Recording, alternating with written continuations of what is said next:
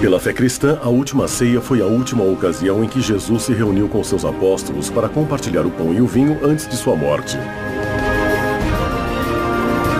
O cálice que ele usou naquela noite foi motivo de veneração dos primeiros cristãos e de cobiça por parte de muita gente. Era preciso preservá-lo. Seriam os Cavaleiros Templários os guardiães secretos do cálice da última ceia? Eles conheceram e visitaram a América antes do descobrimento de Cristóvão Colombo? Teriam sido as minas do México e do Peru a fonte de sua grande riqueza em ouro e prata?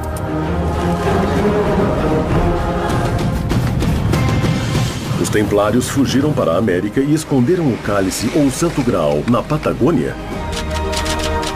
Os nazistas conheciam o segredo dos Templários e dos Jesuítas e exploraram a América do Sul em busca do Graal. O Graal ainda estaria na América? Quem o procura atualmente? Os Templários na América.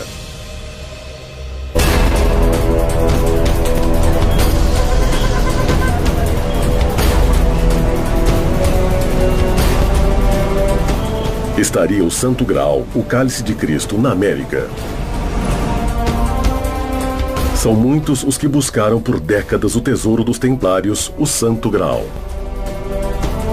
Os nazistas buscaram o Santo Graal em lugares variados do mundo, inclusive nas Américas. A campanha de propaganda nazista se alimentou de uma série de objetos vindos da antiguidade, buscando na Idade Média o elemento diferenciador da Alemanha frente aos outros estados europeus.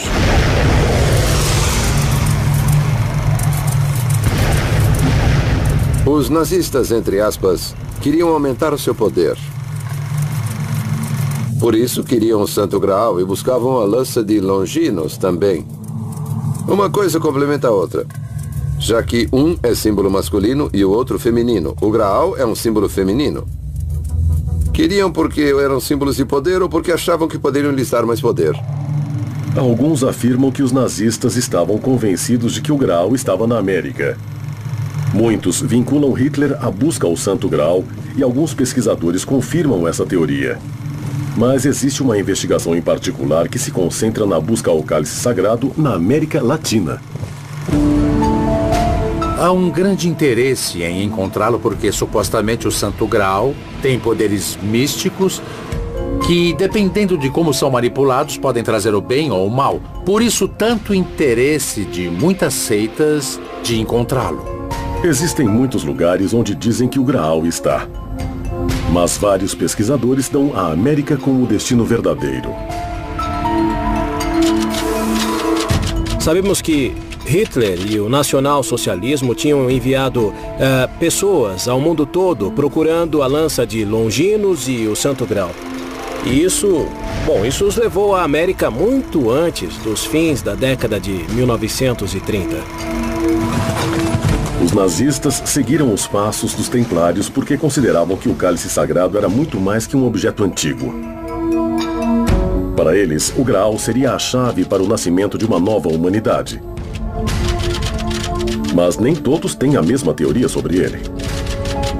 A palavra Graal ficou famosa a partir do ano de 1190, quando um poeta e escritor francês fez uma obra de teatro e disse que ficavam num Graal as hóstias consagradas do cristianismo. Foi Robert Baron que relacionou precisamente o Graal ao cálice utilizado por Jesus Cristo na última ceia e que posteriormente José de Arimateia utilizou para recolher o sangue de Jesus Cristo no momento da crucificação. José de Arimateia, que era o dono físico do Graal, porque era dono da casa onde foi feita a última ceia, decide fugir. Ele é uma das pessoas mais próximas de Jesus e se encarrega, segundo a tradição evangélica, do sangue que sai do corpo e de lavá-lo, segundo o ritual judaico, e depositá-lo. Dizem desde então que José de Arimateia o levou oculta e secretamente para um lugar não especificado na Britânia da época.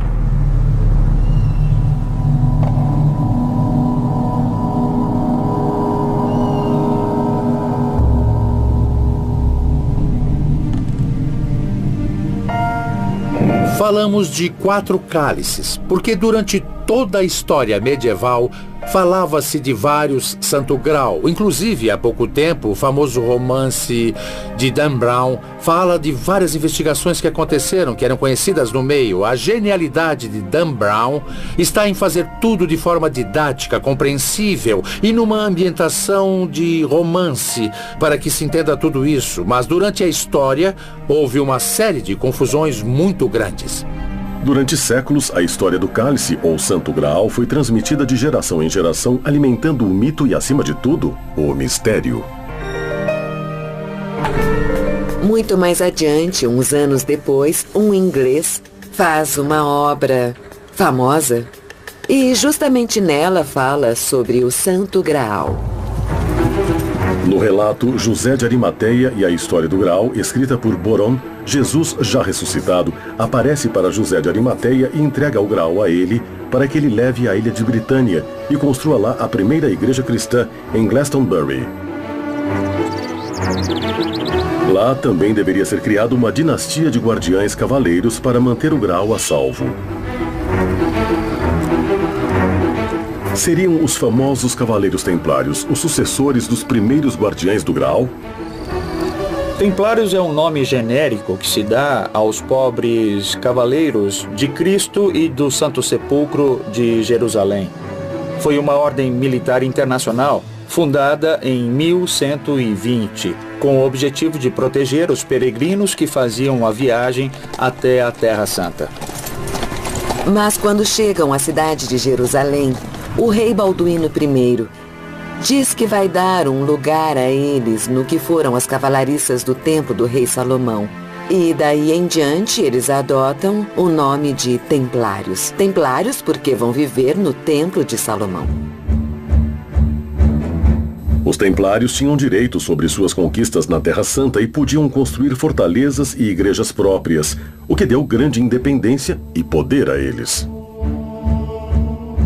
No ano de 1118, surge na Europa uma ordem monástica com o propósito de cuidar dos lugares santos, de cuidar das cisternas e abastecimentos de água para os peregrinos que chegavam aos locais sagrados. A finalidade principal dos Cavaleiros Templários sempre foi e continua sendo a de guardar o Santo Graal. Inicialmente, a ordem é criada com 9 cavaleiros. Até esse momento, os 9 cavaleiros não estavam constituídos legalmente como uma ordem. Mas esses 9 cavaleiros ficaram utilizando a ordem do templo durante 15 anos. E não, eles não protegeram os peregrinos, coisa nenhuma. Dizem que a Ordem do Templo rapidamente obteve sua fama e poder graças a todas as suas riquezas. Em dado momento, o dinheiro, as riquezas que os templários chegam a ter é tão grande que eles criam o primeiro banco que a humanidade vai conhecer. Em consequência, o que vem a partir da segunda metade do século XI é um intenso processo de monetarização da economia e a introdução de metais preciosos na economia europeia. De tal maneira que no território mediterrâneo se inicia um crescimento do comércio e com ele o desenvolvimento do capitalismo mercantil, como vamos conhecer no século XV. Foi uma descoberta assombrosa para a humanidade porque foi a primeira vez em que ninguém teria que transportar valores através de rotas e de passagens, tornando os roubos impossíveis. Com uma ordem de pagamento expedida pelos templários, era como se o dinheiro tivesse passado de um banco para o outro, como fazemos atualmente através das redes de internet.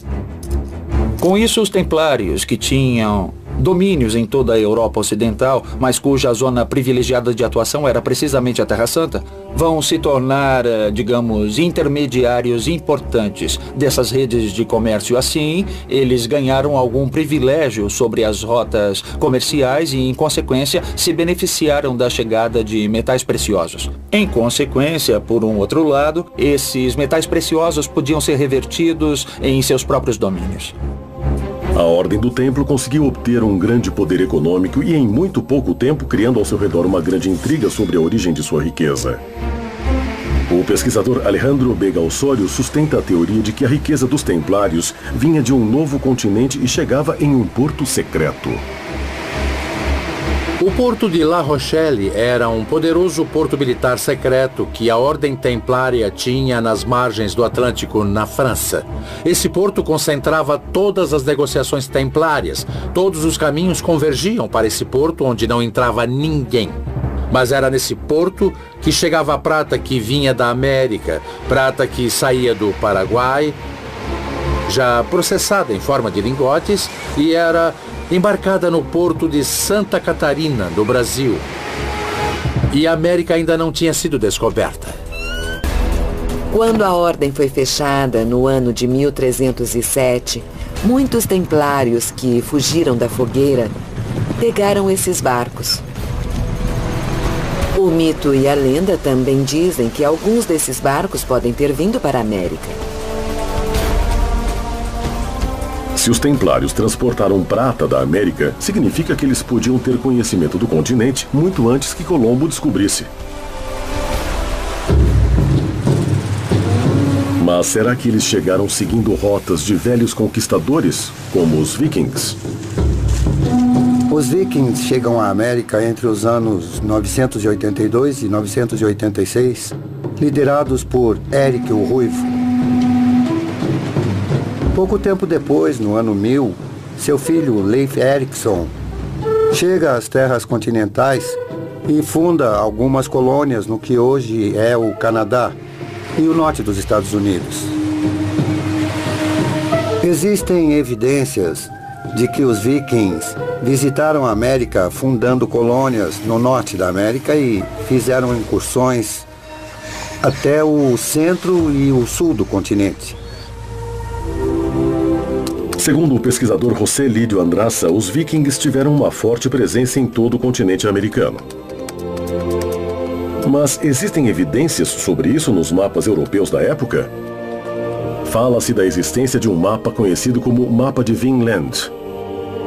É um mapa-mundi viking do século XIII, onde se pode ver uma massa de terra no Atlântico chamada de Vinland. E nos diz que ela foi visitada no século XI por exploradores. Esse mapa provaria que Vinland seria nada mais que a terra que conhecemos hoje como América. É importante perceber duas coisas nos vikings. Primeiro, que não eram conquistadores. Não chegam ao Peru, não chegam à América, não chegam a lugar algum como conquistadores, mas como migrantes e só. Alguns especialistas, como José Riquelme, têm a teoria de que os templários seguiram os passos dos vikings, usando suas rotas até o continente americano. Bom, tiveram comunicação com a América e desenvolveram uma série de travessias comerciais. E nessas viagens, a Ordem do Templo os acompanhou. E não se esqueça que essas viagens à América tinham um propósito principal. Mas nem todos os pesquisadores estão de acordo com a teoria da relação existente entre templários e vikings. Não existe nenhuma relação entre templários e vikings. Basicamente porque os vikings foram um povo nômade do Mar do Norte, que vagou pela Europa continental entre os séculos 9 e 10, e os templários se desenvolveram no século 12. Não puderam se conhecer, então não há nenhuma relação. Quando Colombo partiu para sua aventura, talvez soubesse o destino final de sua viagem. Será que conhecia a possível existência do Graal em um novo mundo que ainda não havia descoberto? Por que nas suas caravelas havia cruzes templárias desenhadas nas velas? Os Templários na América. O Santo Graal conteve o sangue de Cristo. Supostamente, o Santo Graal tem poderes místicos. Quem tivesse a sorte de encontrá-lo, teria consequentemente a vida eterna. O que os nazistas queriam era aumentar seu poder. Os Templários na América. Se os Templários conheciam o Novo Mundo muito antes da chegada de Colombo, obviamente ele não foi o primeiro conquistador.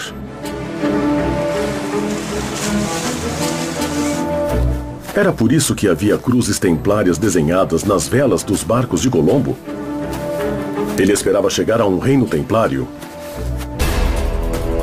Cristóvão Colombo vai a Portugal, onde se casa com a filha do grande mestre dos Cavaleiros de Cristo de Portugal. E assim tem acesso à biblioteca do grande mestre. Nessa biblioteca estavam uns mapas. Alguns são conhecidos, certo? Onde aparece a América. Por isso, quando Colombo tem a ideia de descobrir a América, ele já sabia onde ia. Estava muito seguro de onde ia.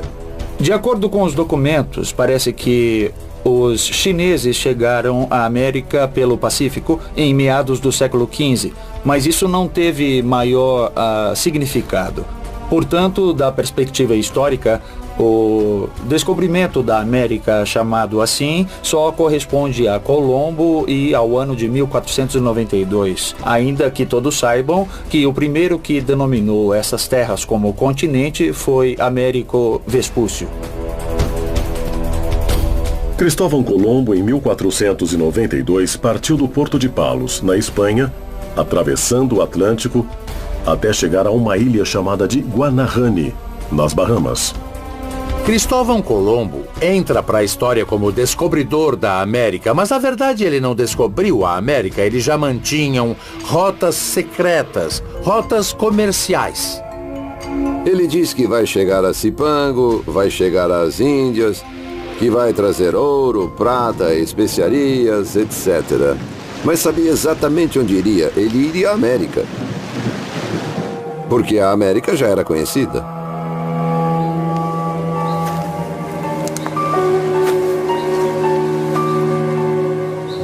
Dizem que Colombo seguia os templários e por isso colocou cruzes templárias nas velas de suas caravelas. Os espanhóis sabiam que as caravelas viriam com esse símbolo que é a cruz, que é o emblema dos templários. Por que Colombo tinha velas templárias brancas com cruzes vermelhas? E por que achava que os templários estariam lá onde ele chegaria? Era um sinal de reconhecimento. Para dizer que eram amigos. Por um lado, ele pretendia estabelecer uma relação entre os templários e a América, mostrando nas bandeiras que acompanhavam todas as embarcações de Colombo a imagem da cruz do templo. É uma cruz que se identifica perfeitamente e diferencia a ordem de outras, como a de Santiago, como a de Caravaca ou a dos Hospitalários. Mas isso não significa que houvesse templários nas embarcações de Colombo. Se as cruzes funcionavam como um sinal de reconhecimento aos habitantes originais, isso quer dizer que outras culturas podem ter chegado muito antes e imposto seus símbolos. Se isso aconteceu, deveria haver evidências de sua presença antes do descobrimento da América. Em todas as comunidades indígenas existem referências a gente branca que ensinou, inclusive, o conceito do que é a cruz para os pré-hispânicos. Quando chegaram os espanhóis, eles não foram recebidos com surpresa. Eles os esperavam. Segundo os pesquisadores José Lídio Andraça e Alejandro Vega Osório, seguidores dessas teorias polêmicas, uma das coisas que mais assustaram os conquistadores espanhóis foi que os índios não estranharam ao ver os cavaleiros armados. Alguns foram encontrados na península de Yucatán, que contavam uma lenda que narrava que uns homens brancos chegaram em suas margens em grandes barcos. Mas quem eram esses homens brancos? Qual seria a sua origem? Vários estudos realizados por um grupo de pesquisadores indicam que os vikings chegaram ao continente americano vindos da Dinamarca no ano 900 d.C.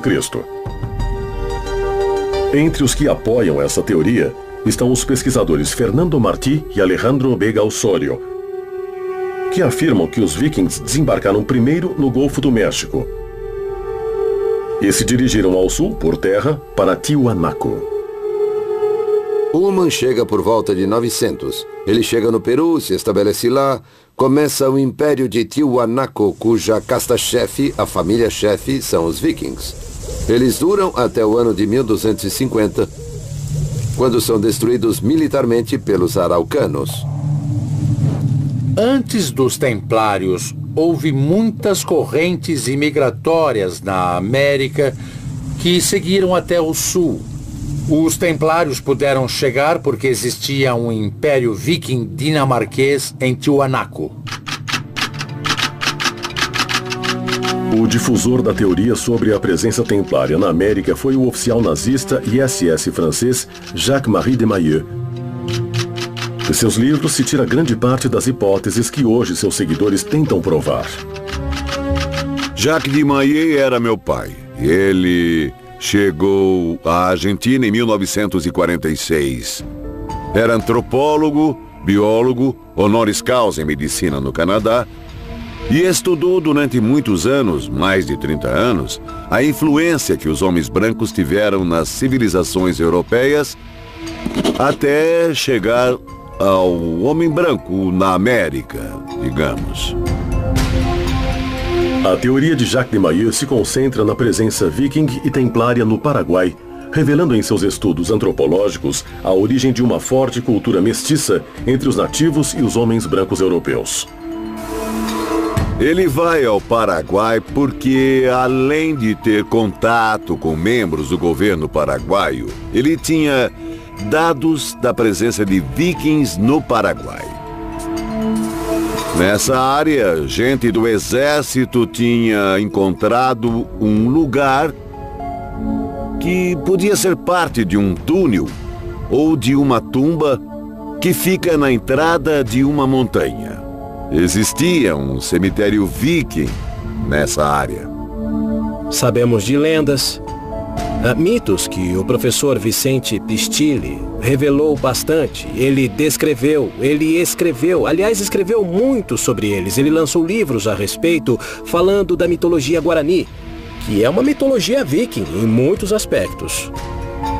Graças a Deus, tive a sorte de participar de uma das primeiras expedições, onde se estudou o índice cefálico, o índice colorimétrico. Essa presença nórdica é refletida no seu próprio gene. Esses nativos são diferentes do resto, são barbudos, característica própria dos nórdicos, têm aspectos ou características nas mãos, na coroa da cabeça que os deixa diferentes, bem diferentes dos malásios e polinésios. Inclusive, muitas vezes, se vamos pelo interior do país, nós encontramos com nativos loiros e barbudos que nós olhamos e dizemos, mas peraí, esse aí é um viking de tamanho pequeno, com certeza. Se considerarmos a presença viking na América e temos pistas dos templários na Europa sobre a existência de americanos, talvez tivessem que existir então vestígios templários na América.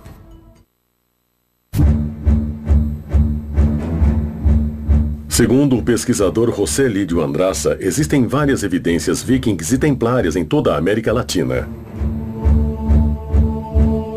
Uma das provas mais importantes é a que se encontra em Tilapa, município de Guerrero, no México, conhecido como o Pé de Cavaleiro.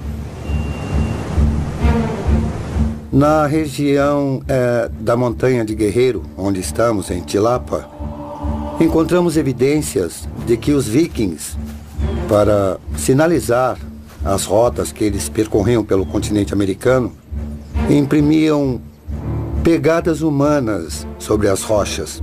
Se essas provas forem verdadeiras, nos revelam uma forte presença templária e viking na América. O importante nessas pegadas é que estão viradas todas invariavelmente para o norte. Jacques de Maillet nos diz no seu livro que Colombo chegou depois, se referindo a elas como sinais de que os templários passaram por essas terras pelo continente americano. Essas descobertas de ruínas e vestígios nos revelam que existiu uma forte presença viking e templária no México.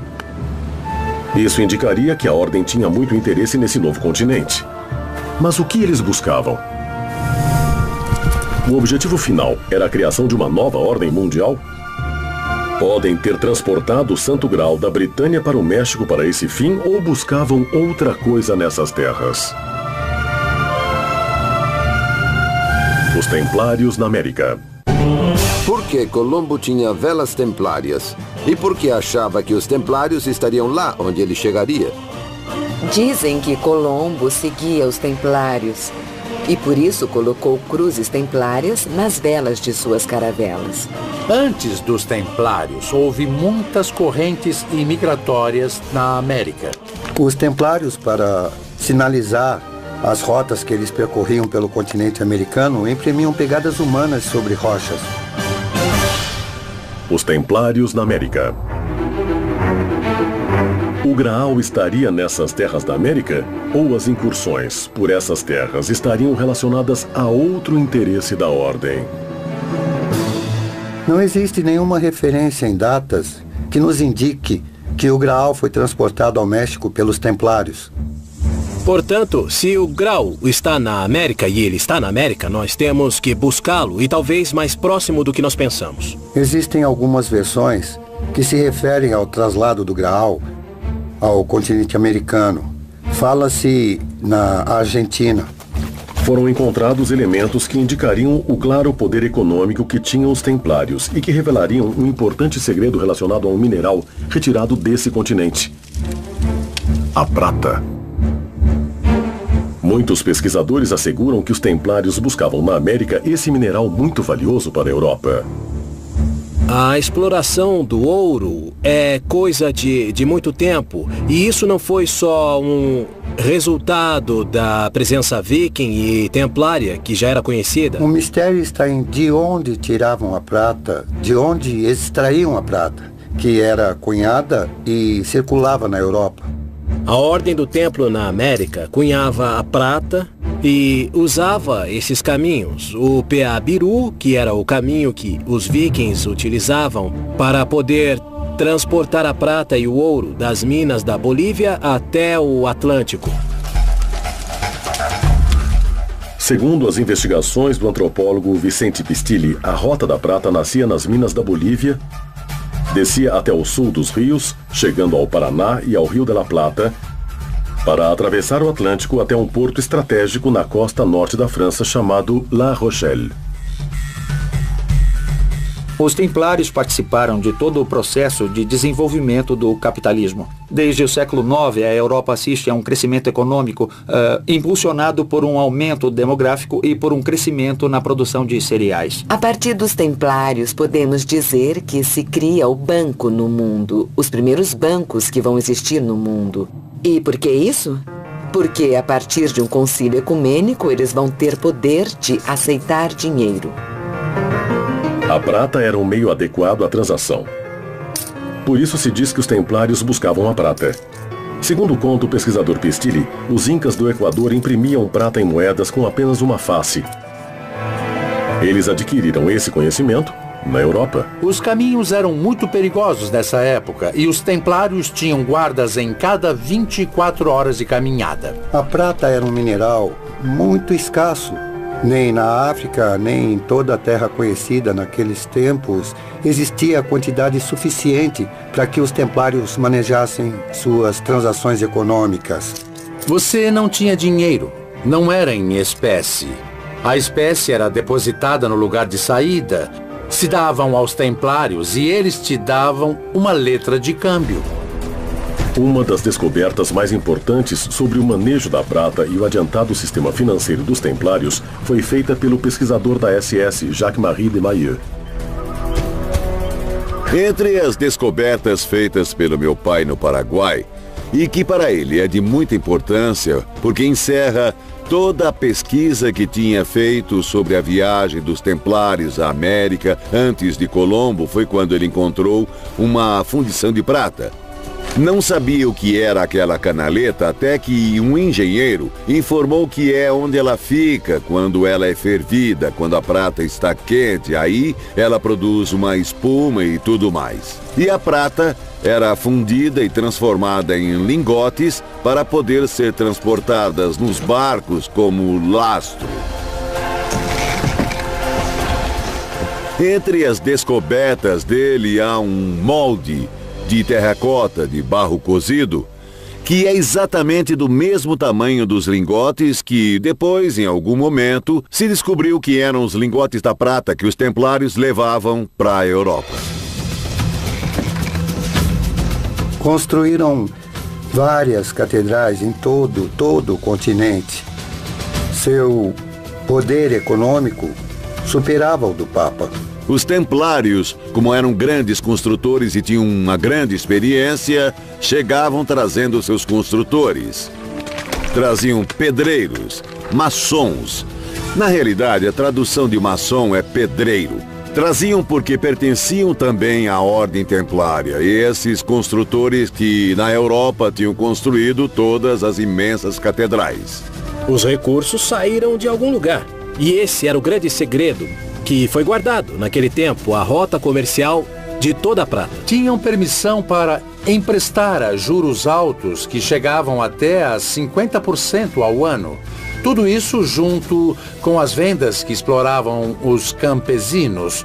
Mas todos os negócios distribuídos pela Europa gerou uma fortuna altíssima. Isso fez com que reis se endividassem e gerou muitos inimigos, entre eles o rei da França.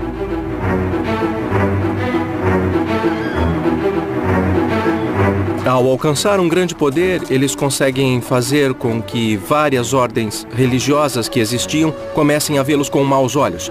Também o poder político na França, nessa época, começa a rivalizar com eles, por terem criado uma espécie de Estado dentro do Estado.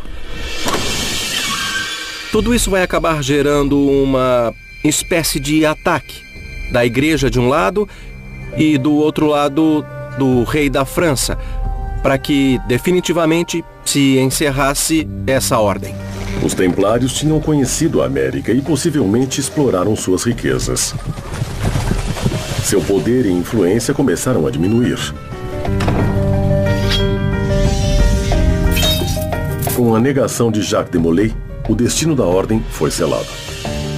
O rei Filipe IV da França deseja que todo esse ouro, toda essa riqueza e todo o poder do banco comandado pelos templários seja exclusivamente francês. Fez um pacto com o Papa que ele mesmo sustentava e de uma hora para outra houve a Noite Triste. A sexta-feira, 13 de outubro de 1307, quando os templários foram aprisionados. Num dia determinado, no mesmo dia, na mesma hora, foram tomados todos os castelos templários da Europa, as abadias templárias da Europa, os fortes templários da Europa e, no mesmo ato de assalto, prenderam o mestre da Ordem Templária, o famoso Jacques de Molay, e 49 veneráveis mestres.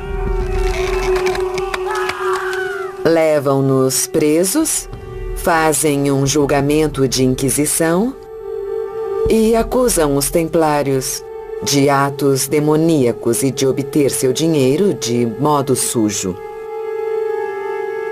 Por isso, mais tarde, não vão à forca, mas a uma fogueira pública para morrerem. E dizem que o rei da França ficou com todo o dinheiro da ordem. O Papa Clemente morreria 3 meses depois, e o rei Filipe 10 meses depois de executado Jacques de Molay. A monarquia francesa, encabeçada por Filipe o Belo, expropriou os bens dos templários e, na verdade, teve uma terrível surpresa. É que as arcas da Ordem do Templo estavam vazias ou, de qualquer forma, as quantidades eram poucas. Isso não significa que o tesouro tenha desaparecido ou tenha sido transportado magicamente à Antártida, ao Paraguai ou ao México. Apenas não havia dinheiro nas arcas públicas. A Ordem do Templo foi saindo da Europa por causa da perseguição e veio se refugiar nas regiões da América, tanto na América do Norte como na América do Sul e também na América Central. Um dos responsáveis pela teoria sobre a presença do Graal na América é o pesquisador Alejandro Vega Osorio. O serviço de inteligência templário era muito bom.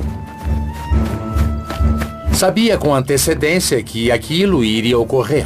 Antes que os guardas do rei da França fizessem prisioneiros os principais hierarcas templários, eles já tinham fugido com tudo que estava guardado, tudo que era chamado de tesouro templário.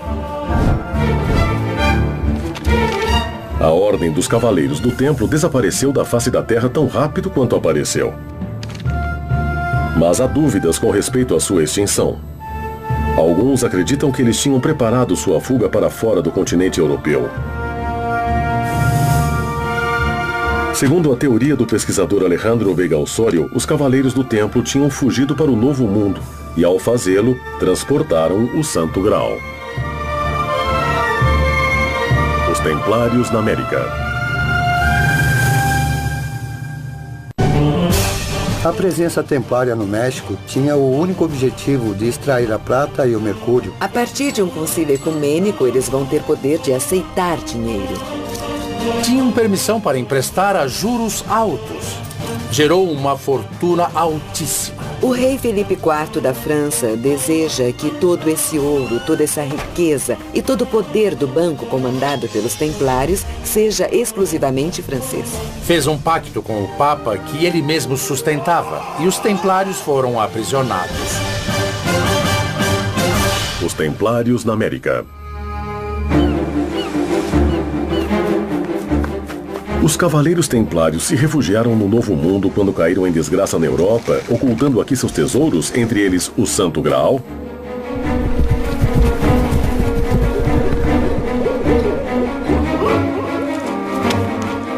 dados os objetivos da ordem e a rápida propagação no continente, alguns pesquisadores como Sérgio Roa especulam sobre a teoria de que os jesuítas poderiam ser os herdeiros dos cavaleiros da Ordem do Templo. A relação entre jesuítas e templários pode ser vista em alguns pontos diferentes.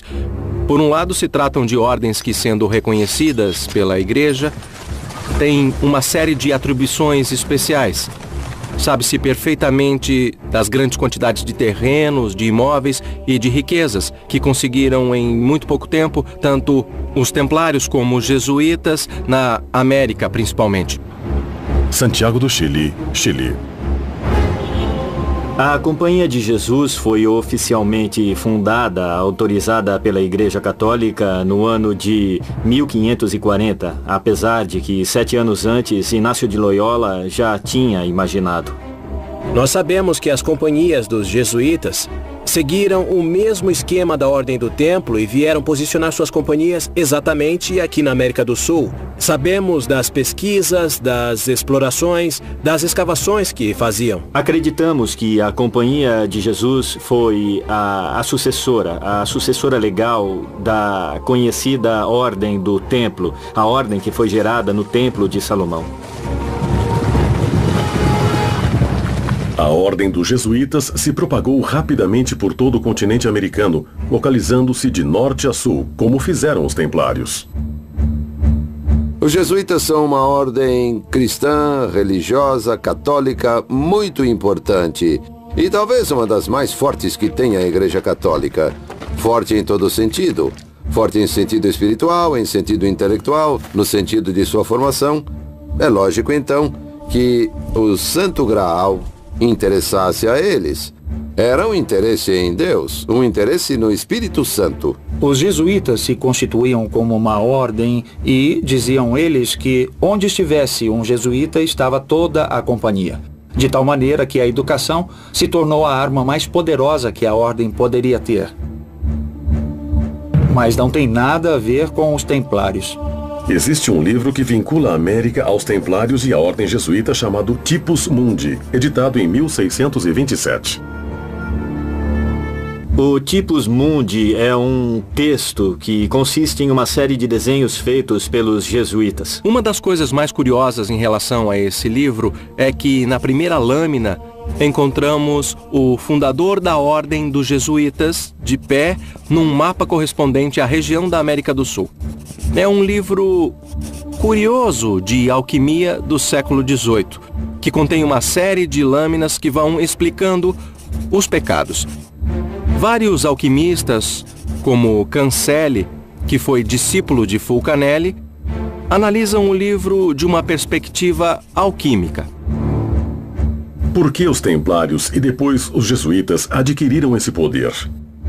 Seria o conhecimento sobre a localização do Graal que os tornava intocáveis? Os jesuítas também se interessavam pelo Graal?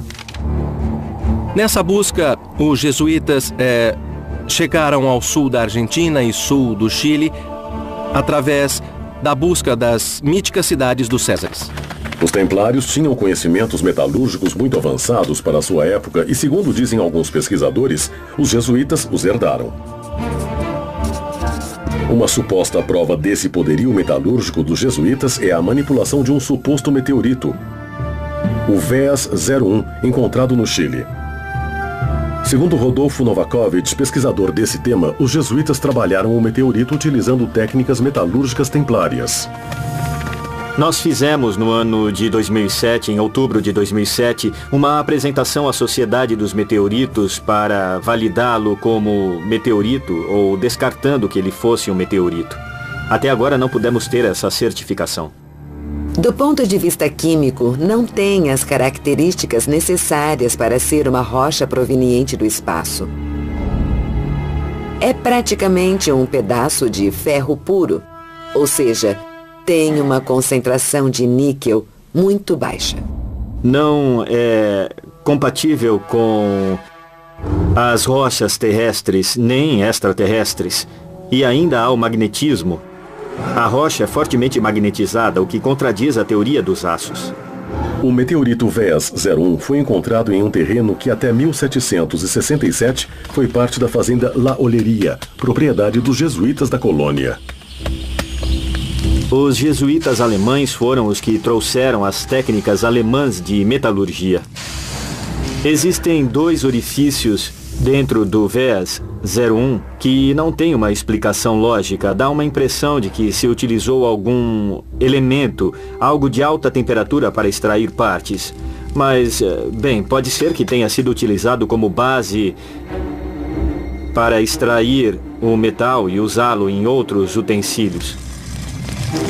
Parece que na época só os jesuítas tinham capacidade suficiente para extrair material desse meteorito, para manipulá-lo e fabricar o que chamam de cálice de caleira. Sabe-se que, naquela época, se construíram 2 grandes cálices muito interessantes e que um deles levou cerca de 19 anos na sua elaboração. Mas por que tiveram tanto trabalho? Qual seria a importância desse cálice? Eles fabricavam um cálice e sobre ele gravavam as coisas que queriam manter entre um sacerdote e outro. Mas depois de ser trabalhado durante 19 anos com o material extraído do meteorito VEAS 01, dizem que o cálice foi protagonista de uma história estranha e desapareceu. Nunca mais se soube dele. Como e por que desapareceu? Alguém poderia estar interessado em conhecer o segredo gravado na superfície oculta? Que dado importante poderia estar escrito no cálice? O Santo Graal estaria na localização das cidades dos Césares? Cidade dos Césares, Golfo de São Matias. Existe uma estranha teoria baseada em alguns mitos e lendas que fala sobre a existência de uma cidade mágica em outra dimensão, onde os templários tinham encontrado refúgio. As cidades dos Césares realmente são cidades templárias e estão todas localizadas entre as latitudes 41 Sul e 43 Sul. Segundo alguns autores, não havia uma só cidade dos Césares, mas várias cidades dos Césares com distintas denominações, mas sempre sobre a Cordilheira dos Andes, tanto na Argentina quanto no Chile. Segundo Fernando Martí, existem cavernas, túneis e caminhos subterrâneos que se conectariam às cidades míticas dos Césares. Nos mandaram ver uns poços onde se escutava o ruído do mar. Mas o curioso era que estávamos no meio da Patagônia. E realmente há poços. E esses poços respiram. Respiram no verdadeiro sentido da palavra. Inspiram e expiram. E tem uma sinuosidade nessa inspiração e expiração. O único fenômeno natural que tem esses ritmos são as marés. E nesse túnel está a cidade. Está essa cidadela onde o Graal se encontra. Dizem que o Graal se encontraria em uma cidade oculta. Mas são muitas as histórias que mencionam esse tipo de lugares mágicos e secretos. Um desses lugares fica na província de Córdoba, no centro da Argentina. uma região conhecida pelo nome de Cerro Uritorco. Um lugar cheio de mistérios onde os templários parecem ter deixado alguns vestígios. Mas isso é possível ou só se tratam de ideias baseadas em antigas lendas? Os Templários na América. Os jesuítas são uma ordem cristã, religiosa, católica muito importante. É lógico, então, que o Santo Graal interessasse a eles. Com a capacidade tecnológica que tinham, eles construíam um cálice e sobre ele gravavam as coisas que queriam manter entre um sacerdote e outro. Por circunstâncias misteriosas, ele desapareceu. Os Templários na América. Segundo uma interpretação do mito do Cavaleiro Parsifal, ele teria escondido o bastão no Cerro Uritorco, em Córdoba, Argentina. E segundo Fernando Martí, tempos depois, em meados do século XX, Orfélio Ulisses o encontrou. O que ninguém sabe é se o Santo Graal estava junto. O que chamam de bastão de comando, se convencionou chamar assim, foi descoberto por um senhor que aparentemente era de etnia indígena e se chamava Orfélio Ulisses Herrera. Esse homem tinha estado no Tibete, numa espécie de retiro que havia lá, e lá no Tibete lhe disseram que ele encontraria um bastão de comando. Ele veio, atravessou a cordilheira, chegou em Córdoba, pediu informação, chegou ao Cerro Uritorco e seguiu até o lugar que lhe foi indicado. Lá começou a jogar pedras com as mãos e de repente tocou numa coisa. Puxou essa coisa e era o bastão de comando. O professor Guillermo Alfredo Terrera, na época era o professor titular de antropologia da Universidade Nacional de Córdoba e era um especialista, pode-se dizer, nos cometingones. Era um especialista nos cometingones e também em Uritorco. E foi ele, na verdade, quem nos iniciou nesse tema e nos aconselhou, ele já estava um pouco velhinho, e nos aconselhou a irmos até o sul buscar o Graal. O mito no qual se baseiam alguns pesquisadores diz que o bastão de comando que Parsifal trouxe seria para eles uma prova inequívoca da existência do Graal na zona do Cerro Uritorco, na província de Córdoba, na região central da Argentina. Os nazistas buscavam algo além do Graal. Dentro dessa ideia, dentro desse desejo de ir conseguindo esse tipo de peças míticas, Hitler queria o bastão de comando porque ele acreditava nessa hipótese de que ele daria poder a quem o possuísse.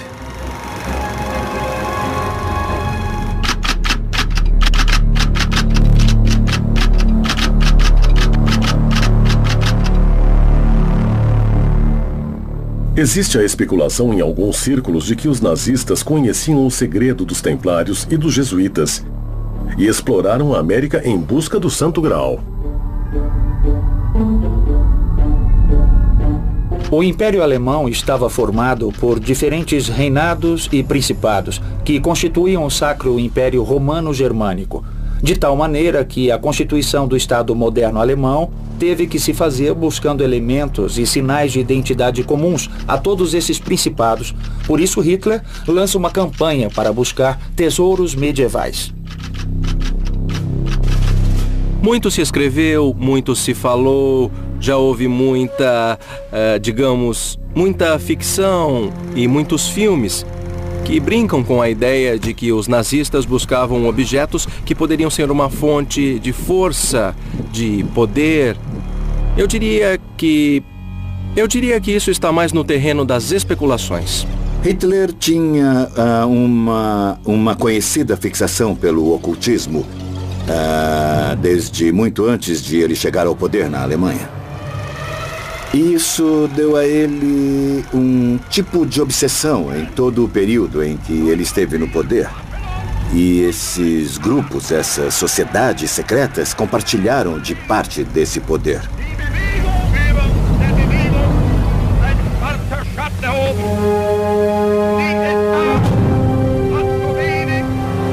Dentro desse perfil esotérico e ocultista que tinham os nazistas, particularmente Hitler, o Santo Graal era uma peça que não podia faltar, digamos, em sua coleção de objetos míticos. O nacional-socialismo, com essa ideia de criar uma raça superior, tinha de um lado uma face que não era ligada ao divino, e sim a uma questão muito terrena e muito criminosa, que era o que eles chamavam de programa de limpeza racial. E um programa de... também era chamado de programa de eutanásia nazista. Criminosa, que era o que eles chamavam de programa de limpeza racial. E um programa de... também era chamado de programa de eutanásia nazista, que era destinado a melhorar, entre aspas, a raça ariana. Na primeira metade do século XIX, com o ressurgimento das sociedades secretas em todo o mundo ocidental, os templários seriam uma boa base para alimentar o mito e as formas estruturais dessas sociedades secretas. As teorias de muitos pesquisadores, como Jorge Camarasa e Fernando Martí, dizem que durante e depois da Segunda Guerra, os nazistas chegaram às costas da América do Sul não só para se refugiarem, mas buscando os tesouros da ordem.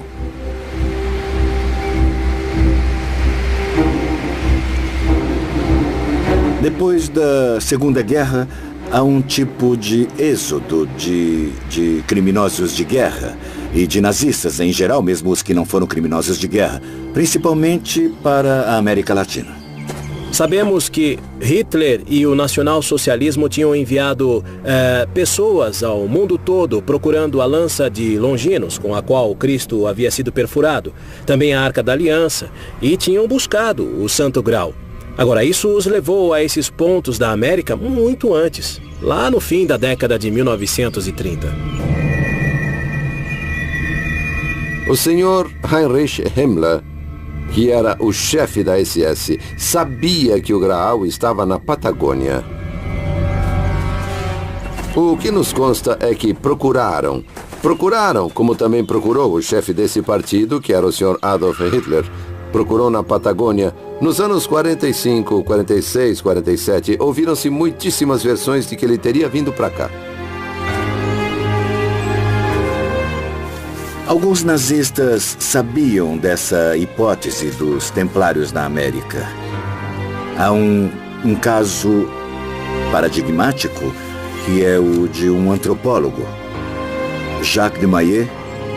Ele veio a Buenos Aires e foi ele que trabalhou muito sobre a hipótese dos vikings, principalmente na América do Sul, e também os templários. Eles acreditam na ideia de um destino, e esse destino é oferecido a quem for melhor, aos mais aptos. Essa ideia do darwinismo social é uma interpretação bastante torta, digamos, da teoria da evolução. Eles realmente buscavam encontrar essa relação entre supostas raças brancas ou haveria algo mais? Alguns pesquisadores que apoiam a teoria do Graal na América dizem que os nazistas só queriam achar esse tesouro templário nessas terras.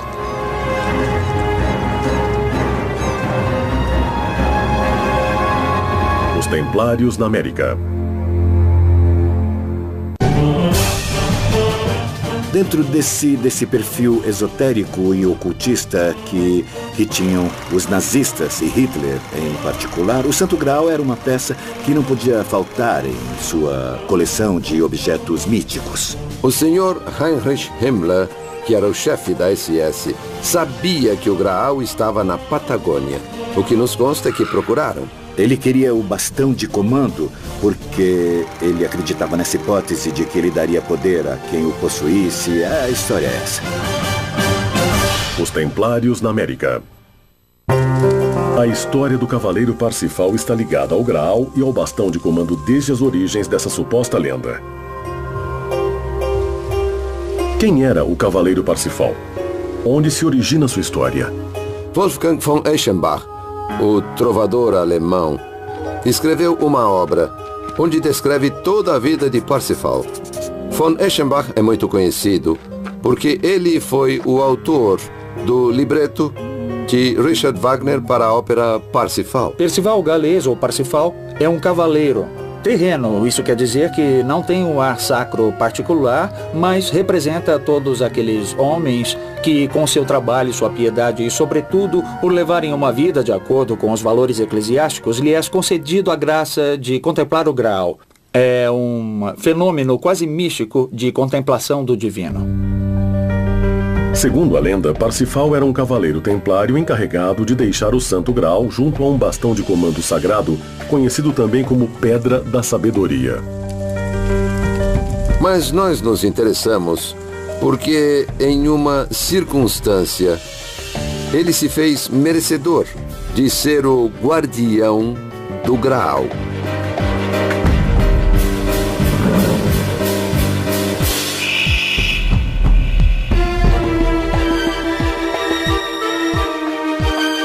Não sabemos se Parsifal é uma pessoa ou se são várias pessoas que têm o mesmo nome, ou se é um cargo que designa o encarregado do Graal, porque o encontramos no ano 700 e vamos encontrá-lo no ano 1300 também. Então, 600 anos não é todo mundo que vive.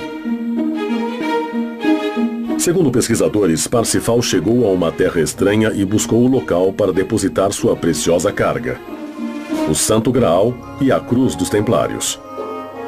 Sua missão consistia em deixar esses elementos junto a uma pedra chamada de Bastão de Comando, nas cercanias do Cerro Sagrado de Uritorco, na província de Córdoba, na região central da Argentina. O Cerro Uritorco é uma área que tem anomalias magnéticas muito importantes. As bússolas dão voltas em falso no local e ele é conhecido desde tempos remotos como um centro religioso. Neste lugar teria sido depositado o Lapis Exilis, e dele se origina a história de Orfélio Ulisses e de Guilhermo Terreira, seu discípulo, que recebe esse bastão de comando. O bastão de comando que o mundo todo quis e ninguém conseguiu. E está nas mãos de uma família que é a família Terreira.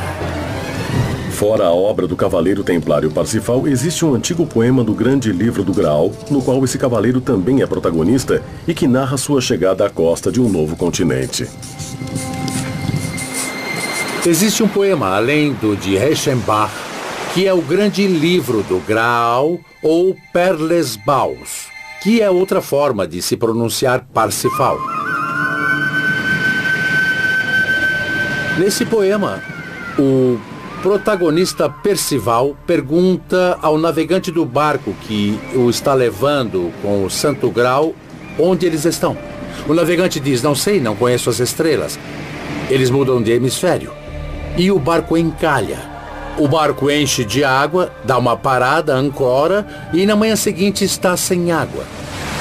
E aos pés do castelo, diz o poema, onde isso pode acontecer?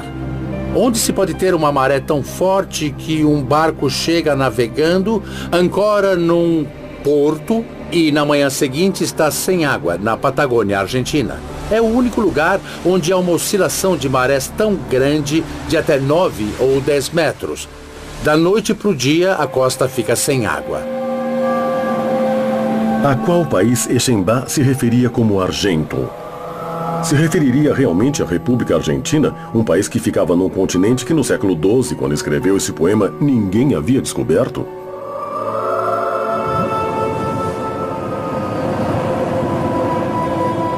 Parte do tesouro templário está na Patagônia, precisamente nas cercanias de Telsen e sob o planalto de Somuncurá. O Graal e o bastão de comando escondidos, segundo os escritos por Parsifal, foram intensamente procurados pelos nazistas. Entre as hipóteses que os nazistas tinham nesse afã de coletar várias coisas, eles chegaram a pensar na possibilidade dos templários terem trazido o Santo Graal à América do Sul. É indiscutível a presença nazista na América, no Paraguai e em tudo o que seria o Brasil, a Argentina, a Bolívia, o Uruguai. E não estamos falando só apenas dos nazistas do Terceiro Reich. Estamos falando de 1943, 1945. O senhor Heinrich Himmler, que era o chefe da SS, sabia que o Graal estava na Patagônia. Por isso havia tanto interesse da Alemanha nazista na região.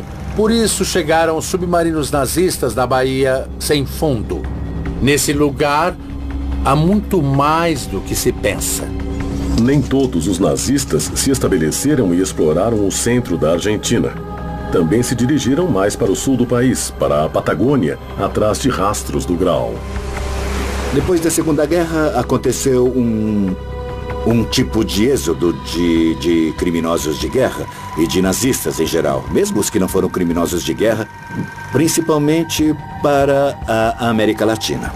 Sabe-se que muitos submarinos nazistas chegaram à costa da Patagônia e também se fala de sua chegada à Antártida durante e depois da Segunda Guerra Mundial. Era só uma via de escape ou tinham uma missão secreta relacionada à busca do Graal?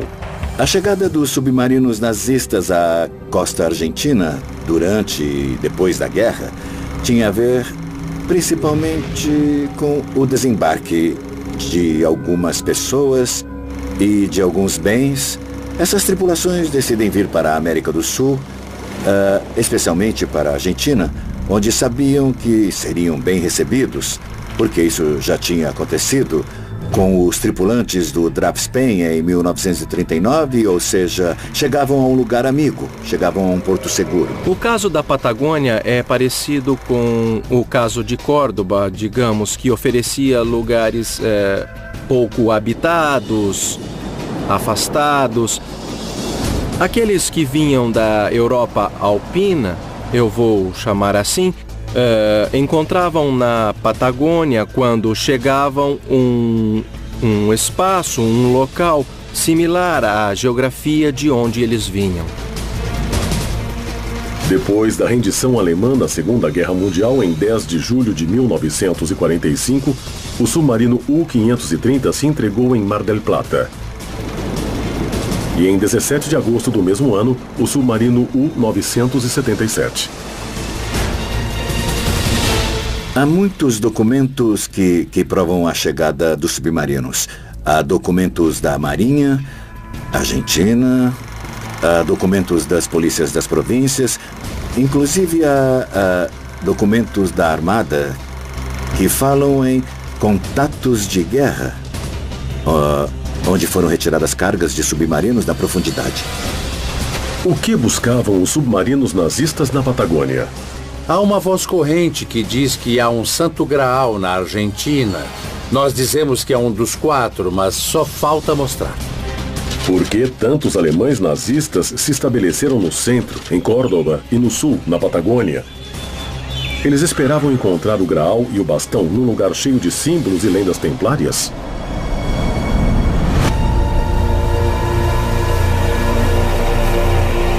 Os Templários na América. O Cerro Uritorco é uma área que tem anomalias magnéticas muito importantes. Nesse lugar teria sido depositado o Lapis Exilis. É indiscutível a presença nazista na América. Eles chegaram a pensar na possibilidade dos Templários terem trazido o Santo Graal à América do Sul. O senhor Heinrich Himmler, que era o chefe da SS, sabia que o Graal estava na Patagônia. Há muitos documentos que provam a chegada dos submarinos. Há uma voz corrente que diz que há um Santo Graal na Argentina. Os Templários na América. Os Cavaleiros Templários tinham fugido para a América do Sul com um objetivo claro de preservar o Graal em um lugar seguro e secreto. A última frota templária saiu de La Rochelle em 11 de outubro de 1307.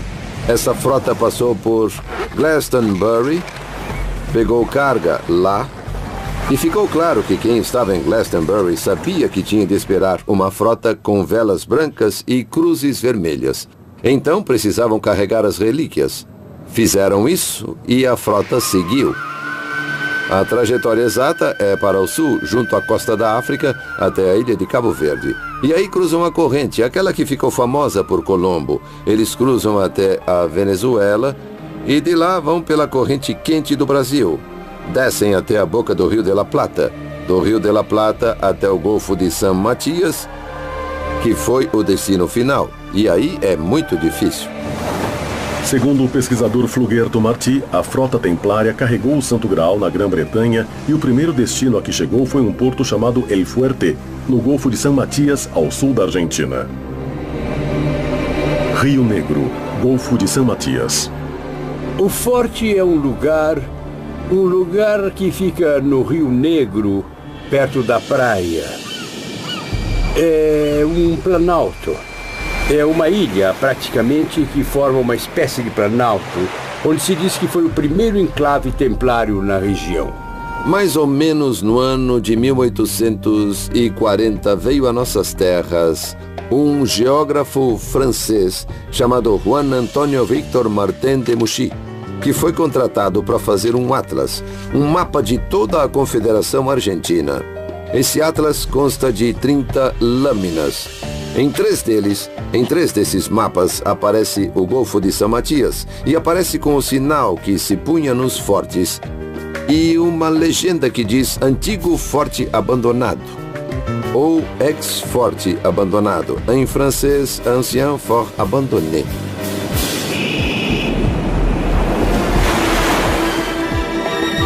Trelew, província de Chubut, Argentina. Museu Paleontológico Egídio Ferulho.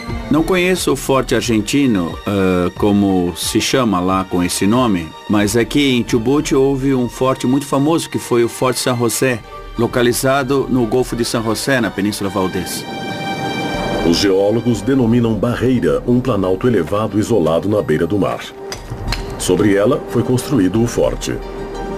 A barreira, como chamam naquele planalto onde está o forte, é natural, não é construída. O forte foi construído em cima dela.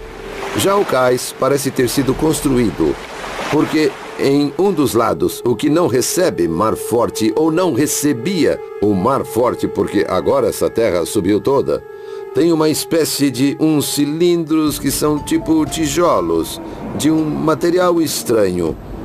Sabe, é como uma areia dura. Tudo bem ordenado e, por isso, parecem ter sido fabricados. Se os templários desembarcaram nessa região da Patagônia, é provável que tenham deixado mais marcas como as que parecem ter deixado no México e no Paraguai. Dadas as supostas provas recolhidas anteriormente, essas marcas continuariam nos lugares? Deixaram como obra as cruzes, os respiradouros, há respiradouros feitos, construídos, que têm relação com as subidas e descidas das marés. Estamos falando já dentro do território, não na costa, já bastante dentro do território.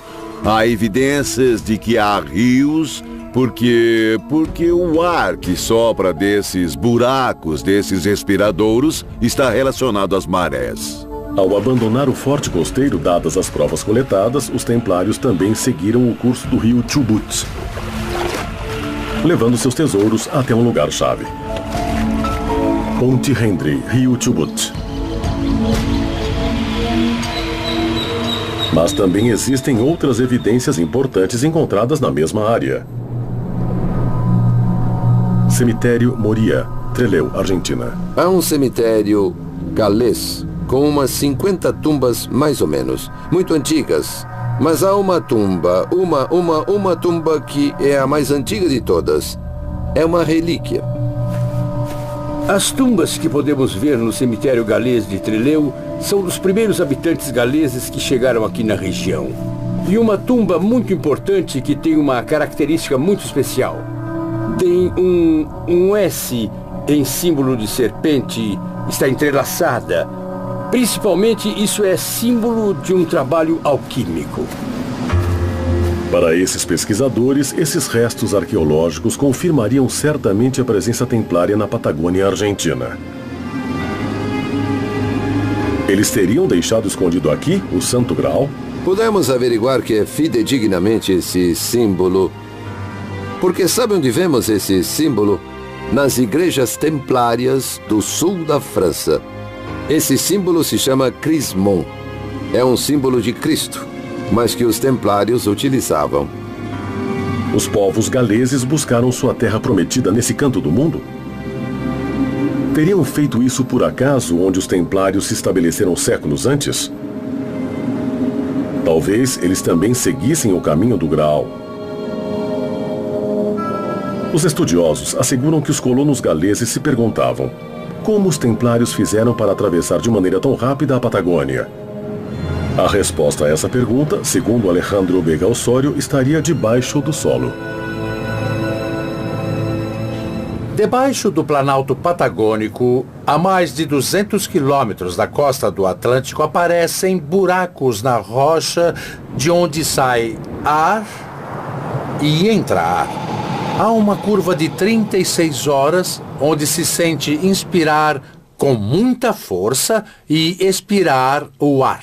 O ar expirado tem 5 graus de temperatura, uma umidade relativa de 85%, igual à água do Atlântico. Segundo o pesquisador, existiria o que ele denomina de buracos que respiram, estranhos túneis conectados a uma suposta corrente de ar subterrânea.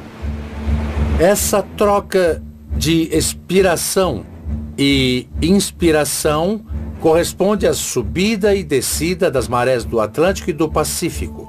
Esses túneis não são conhecidos, mas nos ambientes esotéricos sabia-se que eles existiam. Já desde tempos antigos, existia o que se chamava Baía Sem Fundo. Mas o que esses respiradouros indicariam? Os respiradouros, o que existe normalmente são alguns pequenos laguinhos onde se acumula água. A água brota como vulcõezinhos de areia. Nós geólogos conhecemos como pequenos vulcões de areia. Existem pequenas borbulhas que saem e que vêm arrastadas pela água. Para alguns pesquisadores, isso indicaria a existência de um imenso rio subterrâneo debaixo do Planalto Patagônico que conectaria com os supostos locais templários.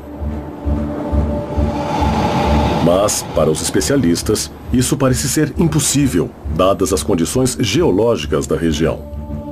O Planalto de Somuncurá é um grande planalto de origem vulcânica de idade terciária, ou seja, que tem aproximadamente uns 10 milhões de anos.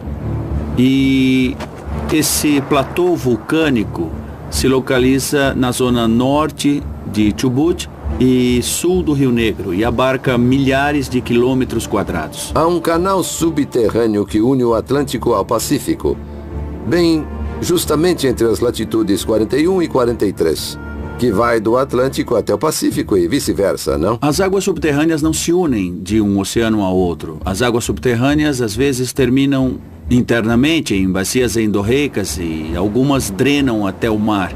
Vemos como desaguadouros nas margens da costa, mas não vão de um mar ao outro. Há alguns pesquisadores que dizem que os misteriosos poços ao longo do Planalto de Somuncurá são a chave para encontrar o lugar onde descansa o tesouro templário. Esses poços respiram. Respiram no verdadeiro sentido da palavra, inspiram e expiram. E essa expiração e inspiração formam uma sinuosidade. O único fenômeno natural que tem esse ritmo são as marés.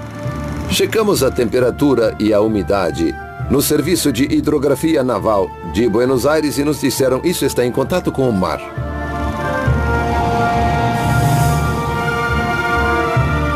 Segundo os pesquisadores, existe uma estranha teoria que diz que os nazistas chegaram ao continente sul-americano entrando com seus submarinos pelos rios subterrâneos.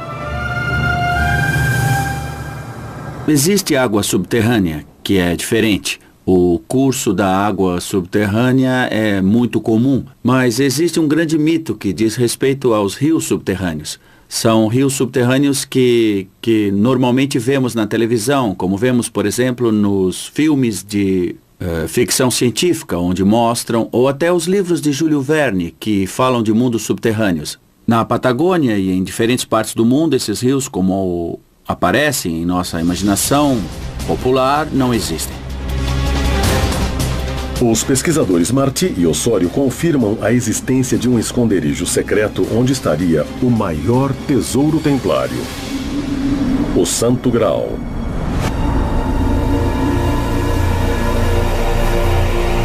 Os Templários na América.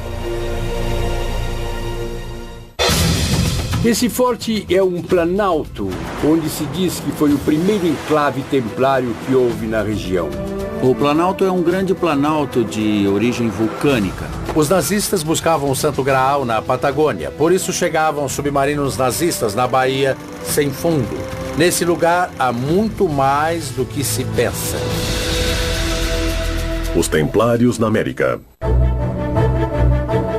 Até onde a pista do rio subterrâneo nos leva na Patagônia? Quais são as pistas para se chegar ao Santo Graal? Esse lugar realmente existe?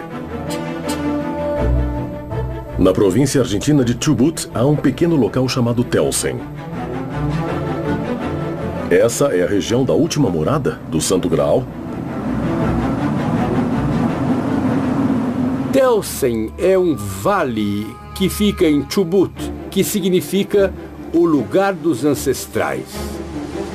E quem fundou esse lugar se chamava John Morley, muito parecido com Jacques de Molay, que foi o mestre templário. A cidade de Telsen é conhecida pelos glifos, formas e desenhos formados por uma cadeia de grandes pedras. Uma das provas mais fortes da presença dos templários na área são os glifos de Telsen, onde estão desenhados em pedra, vistos do ar com grande magnitude, glifos de 200 metros de largura com cavaleiros, espadas. Foram cobertos com tamariscos, com árvores, para que o local não pudesse ser escavado. Alguns membros da comunidade científica e especialistas em geologia põem em dúvida as teorias que falam na existência de cavernas ocultas e dos supostos glifos com figuras desenhadas na terra.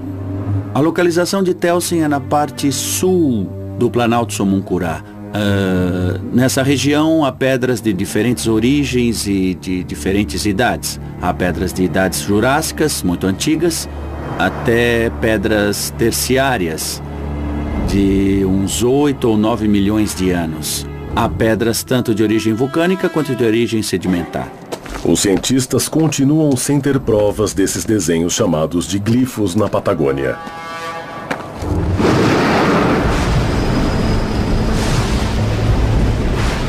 Existem provas de vikings e de templários na Patagônia, principalmente em umas pedras encontradas em escavações feitas ao lado do rio Chubut, perto de Trelew, onde há runas vikings, principalmente a runa de Balala, que é a runa absoluta dos vikings. Está em todas as pedras. Essa runa se encontra implícita em todas as pedras encontradas. Telsen é reconhecida por muitos pesquisadores como o destino final do tesouro da Ordem Templária, onde também se diz que se encontram as cidades dos Césares e até onde os rios subterrâneos chegam. Cidade dos Césares, Golfo de São Matias. Chamam cidades dos Césares porque há duas teorias. Uma diz que quem a descobriu foi um dos conquistadores que chegou à Patagônia e se chamava César. Então ficou como cidades dos Césares. Outra diz que a beleza dessa cidade é tamanha e tamanha a riqueza e o tesouro desse lugar que o atribuem ao Império Romano, a César. Eu não sei de cidades ocultas ou sepultadas por algum acidente geológico ou algum evento de alguma natureza. O que há é algo muito comum e os arqueólogos da Patagônia trabalham muito com vestígios, cavernas ou beirais de povos originais. As cidades dos Césares estão na Patagônia. Tem conexão com o Planalto e o Forte, as margens do Atlântico e com a região de Telsen. O que é a região de Telsen? Era uma estrada por onde passava a quarta rota da Prata, que conectava diretamente à Serra do Vulcão, na província de Buenos Aires. Essas rotas eram protegidas por tribos afins que eram de brancos, todos brancos. Alguns falam na hipótese que revela a existência de uma cidade oculta em uma quarta dimensão, na qual se chega atravessando um portal energético localizado na região de Telsen. Uma teoria fantástica controversa, que muitos cientistas veem como improvável. Há muitos que dizem que é uma cidade errante, que fica entre as duas dimensões, entre a terceira dimensão e a quarta dimensão. E às vezes desaparece da terceira, por isso é muito difícil encontrá-la. É uma lenda como a de Eldorado, na região da América Central. A lenda sobre essas cidades dos Césares está ligada à região de Telsen, mas por que ninguém pode explicar sua localização? Existe um grande silêncio entre os habitantes da localidade de Telsen que se negam a dar testemunho sobre o tema. O Graal e a Cidade Oculta parecem ser um segredo bem guardado pelos habitantes locais. Um mito difícil de se comprovar, um mistério que ainda continua sem resposta. É muito evidente que os habitantes de Telsen se negam a falar sobre o Santo Graal e sobre todas as coisas que se encontram em Telsen, porque temem um pouco por sua pequena população, seu pequeno lugar, não querem se sentir invadidos pelo turismo, por situações um pouco agressivas, numa região tão pacífica como é a população de Telsen. Os indícios encontrados levam os pesquisadores do Graal a uma região, a formação rochosa de Telsen. Segundo os pesquisadores Fernando Martí e Alejandro Vega Osório, se trataria de uma porta finamente talhada que claramente parece ser uma porta selada, obstruindo a entrada para um túnel. Essa seria a misteriosa Porta de Telsen? A Porta de Telsen é o que nós chamamos de Porta de Pedra. Não existem provas tangíveis, apenas teorias baseadas em mitos e lendas sobre a suposta porta onde se esconderia o Santo Graal. Dizem que o Santo Graal está na Porta de Telsen. Seria importante cruzar essa porta para ver se o encontramos. Apesar de todos indicarem a região como tal, ninguém pôde chegar ao lugar exato onde ela fica. Há poucas pessoas que dizem ter visto essa estranha porta de pedra. Também se fala da existência de um único documento em película ou filme que revelaria a imagem da misteriosa Porta de Telsen.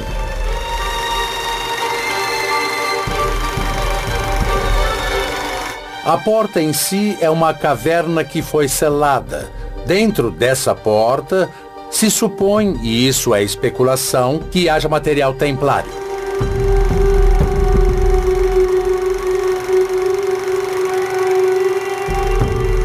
Normalmente onde há uma caverna, há mais de uma, e elas podem estar alinhadas. São cavernas que se originam normalmente em rochas carbonáticas, rochas que podem degradar. Também existem cavernas formadas por rochas vulcânicas. A lava que baixa, esfria e deixa cavidades. Às vezes pode haver mais de uma caverna alinhada. Aparentemente, é uma porta de rocha ou de pedra, mas que está fechada, que está num maciço montanhoso, um maciço de pedra montanhosa. E que dá toda a sensação de ser uma porta que está fechada por dentro. Acredita-se que atrás da Porta de Telsen está o Santo Graal. O Santo Graal parece ter o poder de se esconder para não ser revelado. Ninguém pode dizer com exatidão o lugar onde fica a porta.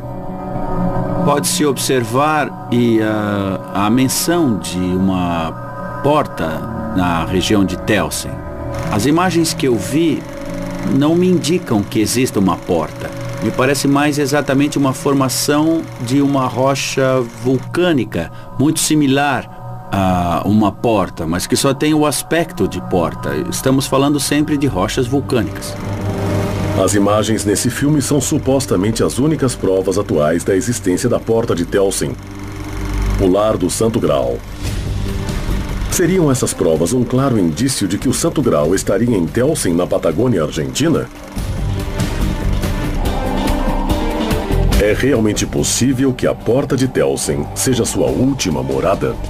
Supostamente, a história diz que os templários continuam existindo, não mais vestidos com túnicas brancas, obviamente, porque tudo se renova e desde que veio da Europa, enfim, todas as lendas vão se distorcendo cada vez mais. Uma cidadela, um enclave, que está devidamente protegido por 1000 metros de basalto vulcânico.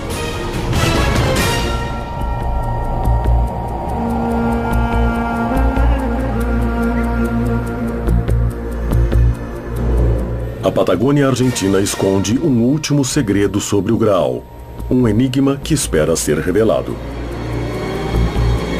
Existem templários em toda a América Latina também, como na Europa.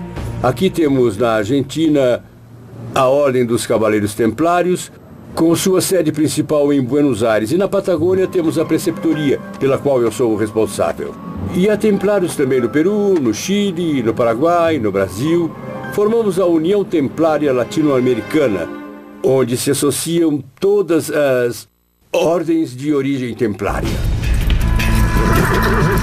Atualmente, não existem templários verdadeiros. A ordem foi desfeita em 1212 pelo Papa Clemente V, de tal maneira que todos os grupos posteriormente que se intitulam templários não têm absolutamente nada a ver com a ordem original, apesar de retomarem a simbologia, os valores, os rituais próprios dos templários. Na Europa existem ordens templárias, vestígios da ordem monástica que estamos falando, que existem com outras características. Eles inclusive buscaram e resgataram muitos conhecimentos transcendentes que permitiram o maior conhecimento dessa ordem.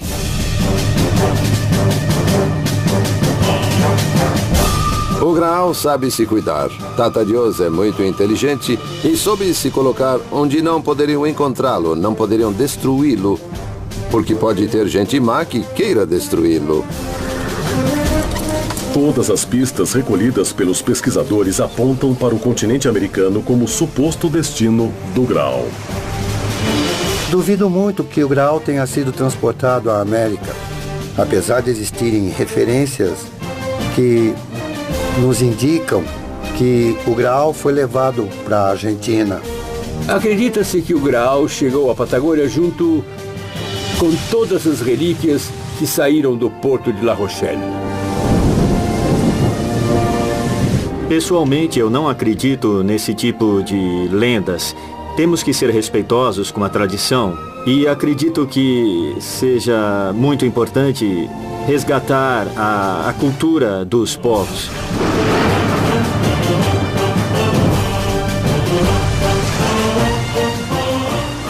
Parte do tesouro templário está na Patagônia, precisamente nas cercanias de Telsen e abaixo do Planalto de Somuncurá.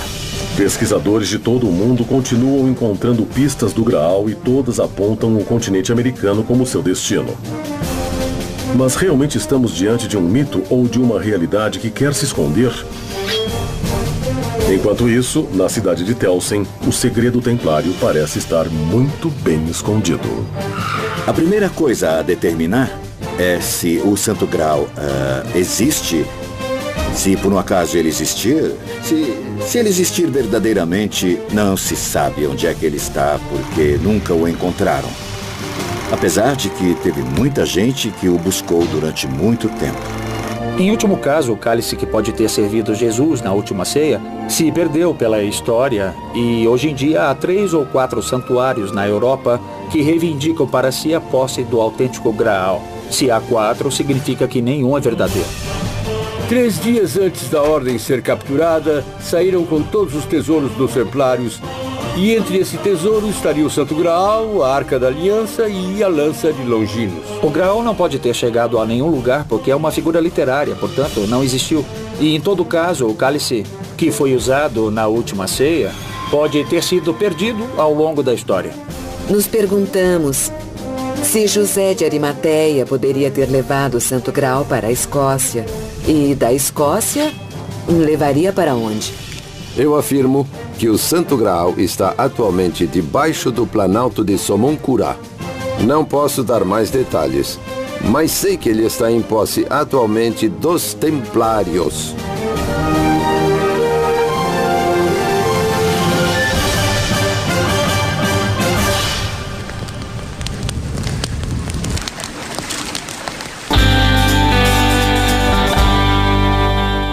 O Graal é um símbolo feminino. Queriam porque eram símbolos de poder ou porque achavam que poderiam lhes dar mais poder. Alguns afirmam que os nazistas estavam convencidos de que o Graal estava na América. Muitos vinculam Hitler à busca ao Santo Graal e alguns pesquisadores confirmam essa teoria. Mas existe uma investigação em particular que se concentra na busca ao cálice sagrado na América Latina. Há um grande interesse em encontrá-lo porque supostamente o Santo Graal tem poderes místicos que, dependendo de como são manipulados, podem trazer o bem ou o mal. Por isso, tanto interesse de muitas seitas de encontrá-lo. Existem muitos lugares onde dizem que o Graal está. Mas vários pesquisadores dão a América como o destino verdadeiro. Sabemos que Hitler e o nacional-socialismo tinham enviado pessoas ao mundo todo procurando a lança de Longinos e o Santo Graal. E isso os levou à América muito antes dos fins da década de 1930. Os nazistas seguiram os passos dos templários porque consideravam que o cálice sagrado era muito mais que um objeto antigo. Para eles, o Graal seria a chave para o nascimento de uma nova humanidade. Mas nem todos têm a mesma teoria sobre ele. A palavra Graal ficou famosa a partir do ano de 1190, quando um poeta e escritor francês fez uma obra de teatro e disse que ficavam num Graal as hóstias consagradas do cristianismo. Foi Robert Baron que relacionou precisamente o Graal ao cálice utilizado por Jesus Cristo na última ceia e que posteriormente José de Arimateia utilizou para recolher o sangue de Jesus Cristo no momento da crucificação. José de Arimateia, que era o dono físico do Graal, porque era dono da casa onde foi feita a última ceia, decide fugir. Ele é uma das pessoas mais próximas de Jesus e se encarrega, segundo a tradição evangélica, do sangue que sai do corpo e de lavá-lo, segundo o ritual judaico, e depositá-lo. Dizem desde então se beneficiaram da chegada de metais preciosos. Em consequência, por um outro lado, esses metais preciosos podiam ser revertidos em seus próprios domínios. A Ordem do Templo conseguiu obter um grande poder econômico e em muito pouco tempo criando ao seu redor uma grande intriga sobre a origem de sua riqueza. O pesquisador Alejandro Vega Osório sustenta a teoria de que a riqueza dos templários vinha de um novo continente e chegava em um porto secreto. O porto de La Rochelle era um poderoso porto militar secreto que a Ordem Templária tinha nas margens do Atlântico, na França. Esse porto concentrava todas as negociações templárias. Todos os caminhos convergiam para esse porto onde não entrava ninguém. Mas era nesse porto que chegava a prata que vinha da América, prata que saía do Paraguai, já processada em forma de lingotes, e era embarcada no porto de Santa Catarina, no Brasil. E a América ainda não tinha sido descoberta. Quando a ordem foi fechada no ano de 1307, muitos templários que fugiram da fogueira pegaram esses barcos. O mito e a lenda também dizem que alguns desses barcos podem ter vindo para a América. Se os templários transportaram prata da América, significa que eles podiam ter conhecimento do continente muito antes que Colombo descobrisse. Mas será que eles chegaram seguindo rotas de velhos conquistadores, como os vikings? Os vikings chegam à América entre os anos 982 e 986, liderados por Eric o Ruivo. Pouco tempo depois, no ano 1000, seu filho Leif Erikson chega às terras continentais e funda algumas colônias no que hoje é o Canadá e o norte dos Estados Unidos.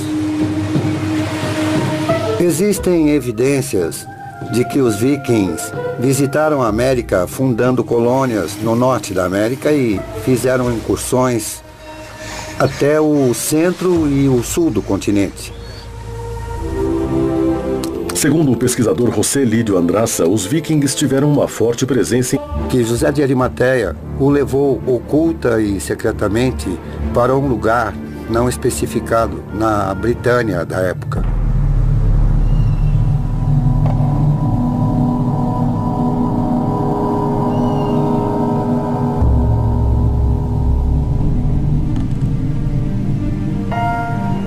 falamos de 4 cálices, porque durante toda a história medieval falava-se de vários Santo Grau. Inclusive, há pouco tempo, o famoso romance de Dan Brown fala de várias investigações que aconteceram, que eram conhecidas no meio. A genialidade de Dan Brown está em fazer tudo de forma didática, compreensível e numa ambientação de romance, para que se entenda tudo isso. Mas durante a história, houve uma série de confusões muito grandes.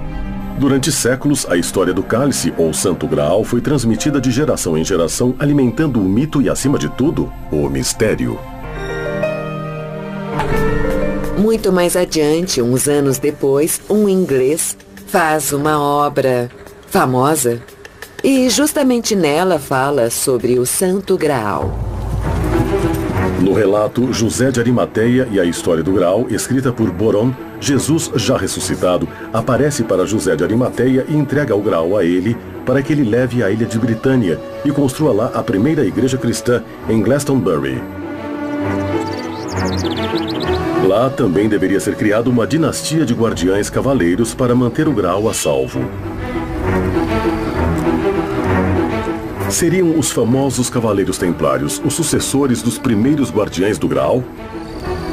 Templários é um nome genérico que se dá aos pobres cavaleiros de Cristo e do Santo Sepulcro de Jerusalém. Foi uma ordem militar internacional fundada em 1120, com o objetivo de proteger os peregrinos que faziam a viagem até a Terra Santa. Mas quando chegam à cidade de Jerusalém, o rei Balduíno I diz que vai dar um lugar a eles no que foram as cavalariças do templo do rei Salomão. E daí em diante eles adotam o nome de Templários. Templários porque vão viver no templo de Salomão. Os Templários tinham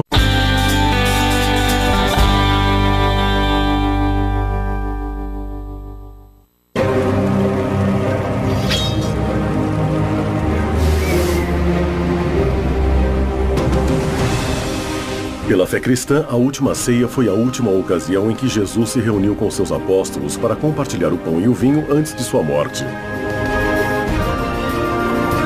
O cálice que ele usou naquela noite foi motivo de veneração dos primeiros cristãos e de cobiça por parte de muita gente. Era preciso preservá-lo. Seriam os Cavaleiros Templários os guardiães secretos do cálice da última ceia? Eles conheceram e visitaram a América antes do descobrimento de Cristóvão Colombo? Teriam sido as minas do México e do Peru a fonte de sua grande riqueza em ouro e prata?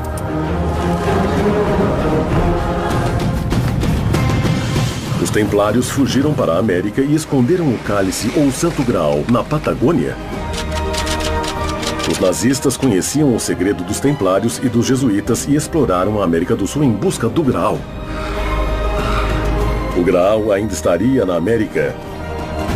Quem o procura atualmente? Os Templários na América.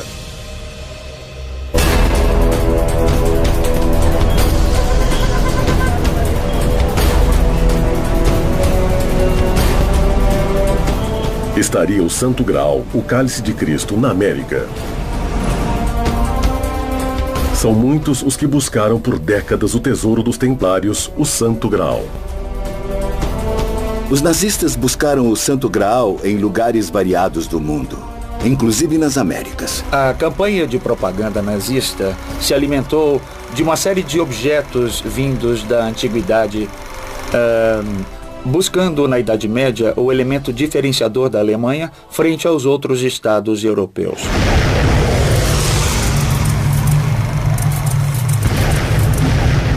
Os nazistas, entre aspas, queriam aumentar o seu poder. Por isso queriam o Santo Graal e buscavam a lança de Longinos também. Uma coisa complementa a outra, já que um é símbolo masculino e o outro feminino. Direito sobre suas conquistas na Terra Santa e podiam construir fortalezas e igrejas próprias, o que deu grande independência e poder a eles. No ano de 1118, surge na Europa uma ordem monástica com o propósito de de cuidar dos lugares santos, de cuidar das cisternas e abastecimentos de água para os peregrinos que chegavam aos locais sagrados. A finalidade principal dos Cavaleiros Templários sempre foi e continua sendo a de guardar o Santo Graal. Inicialmente, a ordem é criada com 9 cavaleiros. Até esse momento, os 9 cavaleiros não estavam constituídos legalmente como uma ordem. Mas esses 9 cavaleiros ficaram utilizando a ordem do templo durante 15 anos. E não, eles não protegeram os peregrinos. Coisa nenhuma. Dizem que a Ordem do Templo rapidamente obteve sua fama e poder graças a todas as suas riquezas. Em dado momento, o dinheiro, as riquezas que os templários chegam a ter é tão grande que eles criam o primeiro banco que a humanidade vai conhecer. Em consequência, o que vem a partir da segunda metade do século XI é um intenso processo de monetarização da economia e a introdução de metais preciosos na economia europeia. De tal maneira que no território mediterrâneo se inicia um crescimento do comércio e com ele o desenvolvimento do capitalismo mercantil, como vamos conhecer no século XV. Foi uma descoberta assombrosa para a humanidade porque foi a primeira vez em que ninguém teria que transportar valores através de rotas e de passagens, tornando os roubos impossíveis. Com uma ordem de pagamento expedida pelos templários, era como se o dinheiro tivesse passado de um banco para o outro, como fazemos atualmente através das redes de internet. Com isso, os templários, que tinham domínios em toda a Europa Ocidental, mas cuja zona privilegiada de atuação era precisamente a Terra Santa, vão se tornar, digamos, intermediários importantes dessas redes de comércio. Assim, eles ganharam algum privilégio sobre as rotas comerciais e, em consequência,